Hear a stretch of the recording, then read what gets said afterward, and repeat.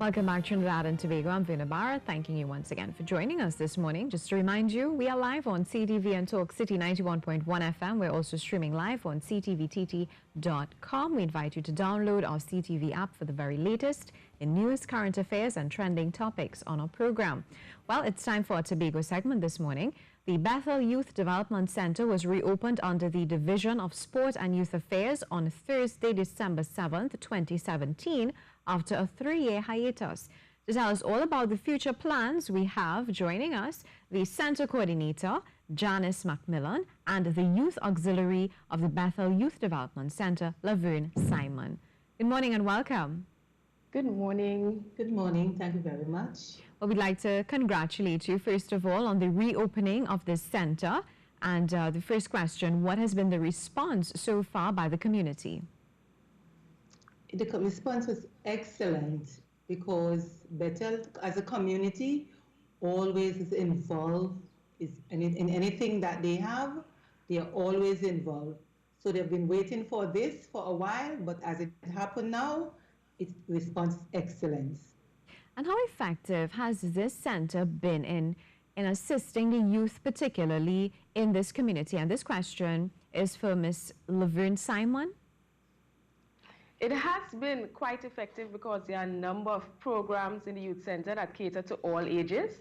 Like we have the homework center up and running, and also we operate out of the center as well. So we also do programming in the community to go out to meet the persons where they are as well. So it's not just activities at the youth development center, but we also go out into the community and do programming as well. So you would say that the response by the youth have been somewhat encouraging? Yes, it has been, because in Easter we had a kite flying competition, and I must say that there was an 80% increase. That was our second annual kite flying competition. There was an 80% increase in the participation from last year. So we see that there's a yearning and a willingness to participate in our programming. Wonderful. Ms. Macmillan, being the center coordinator, what are your vision? What is your vision, and what are your hopes for this particular center? The vision for the center is that it would be 100% up and running, and that the community as a whole would benefit. Because the programming that we are doing there is not just for doing and leaving it like that. We want the young people who access the community and the center, the youth center, to go on and improve themselves. For example, we did a cosmetology course, and we are hoping that the young ones would take the opportunity to register with YTEP and continue upward, even using it as a career. All right, so we talk about the beneficial aspect. So let's talk a little bit about what do you think is needed in the community, and what are some of the programs that you plan to put in place? But at the moment, some of the programs we have, as Laverne mentioned, homework center, we have an adult literacy class. Today, in fact, we are starting a computer class. And all I must say, the people have volunteered their services, right? Then we want to have a chess club, a reading club. We have an adult homework center where people would come do the SBA, whatever CXC help they need at the center. What would it have taken for you to actually get this center back up and running? It took a lot, but it was worth it. Because the location that we are at now, it is really worth it. We have the space, we have both upstairs and downstairs, so different programs will be taking place at the same time. Being the center coordinator, what was, how do you feel when you see the impact it is having in the community? I feel wonderful. I feel a sense of hope for our young people. And also, Ms. Simon, being a youth and seeing the reality of the situation is the fact that a lot of our young people are being attracted to a life of crime and gangs and that sort of thing. How crucial is this community development center at this time? It is very crucial. And at the moment, I'm formulating a program named CLASS. That's Culturing Ladies to Achieve Sophistication and Success. So that will come off for the young ladies in the community to help them in terms of etiquette, common courtesy, deportment, how to carry themselves. Because as a young woman, we are mothers. and we are charged with grooming the future generations. So we want to really lay that foundation. And after that program for the ladies, culture and ladies to achieve sophistication and success, we intend to do something for the male as well, to help them with their all-round development, because we know sometimes we tend to focus only on the females, and as you said, we neglect the males, and they tend to go towards a life of crime and stuff like that. So right after that class program, we're developing a program as well for the young men.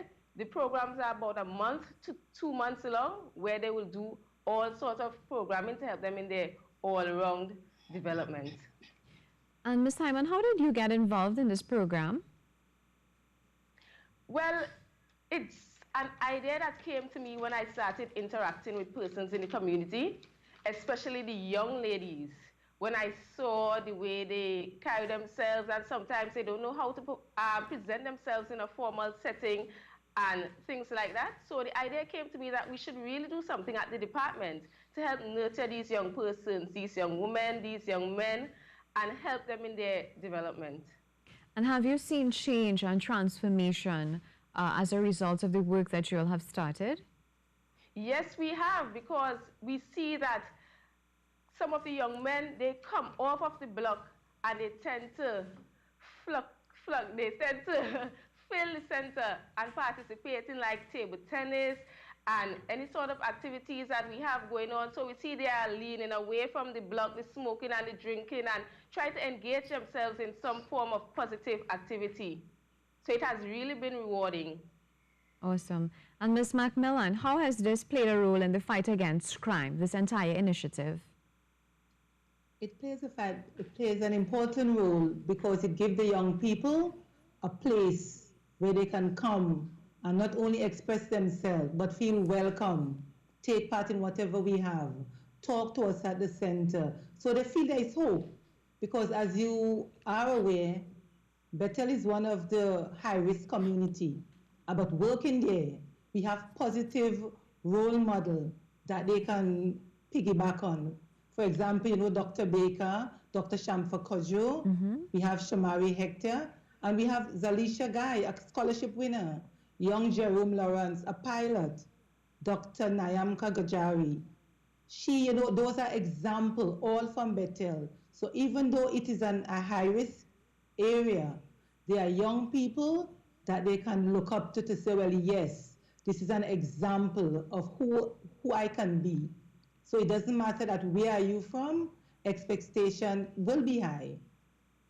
And how can people or members of the community or even others looking on be part of this initiative and assist to make sure that this is indeed a success? Well, they can just come in, and I must say a lot of people know about it because everything that we are doing at the moment is voluntary. And then we have groups like the Maranatha Outreach Sunday School, keep the Sunday School there every Sunday, the Kingsway Community Church, they have a homework center, Choice Foundation, that deals with mothers, and so specifically, they keep their group meetings there. And other people that they're using the center, Bethel Police Youth Club, everyone making a difference. And I must say, Bethel, you must give the community kudos because they are the ones that they gather. Miss Cynthia must mention also, they take part, they surround us, they support us. So we are in good hands. Can you recall some of the names that are part of this organization? When you say the name, there's volunteers. Okay, we have, as I say, the Kingsway Community Church. They keep the homework center. Maranatha Outreach Program, Sunday School. Choice Foundation, they have a women's program. We have Altar also, Adult Literacy Program. That sounds great. And I'd like to ask Ms. Simon, are there any upcoming events or projects scheduled for the center? Well, the major project that we have coming up is that class program, and we'd really like to open registration to all the young ladies in the community of Bethel and environs to come to the center and register for that program. They can also contact us on our Facebook page or youth department page, Department of Youth Affairs as well. So look out for that program, and the men as well be on standby to register as well for your program. Great. So the men are not left out. What are your closing comments, Ms. Macmillan? Well, I must want to mention that the churches are involved, and in fact, on the 31st of this month, the Bethel Seventh-day Adventist Church is having a health fair where they'll be having doctors, dental nurses, and so forth on board. So we're asking the community on behalf of the Seventh-day Adventist Church to come out and support that. And I'm just asking the community to continue to give us at the Department of Youth Affairs their full support, including our auxiliary, Lavin Simon. And Ms. Simon, your closing comments at this time? We at the Department of Youth Affairs, we are committed to the young persons in Bethel and the young persons in Tobago on a whole, and we are here to say, so we are willing to work with you. We hope that you work with us as we continue to do all in our power to help the young persons of Tobago. Ladies, thank you so much for joining us this morning. Indeed, a pleasure chatting with you. Keep up the great work and congratulations. Thank you so much. It's a pleasure. All right.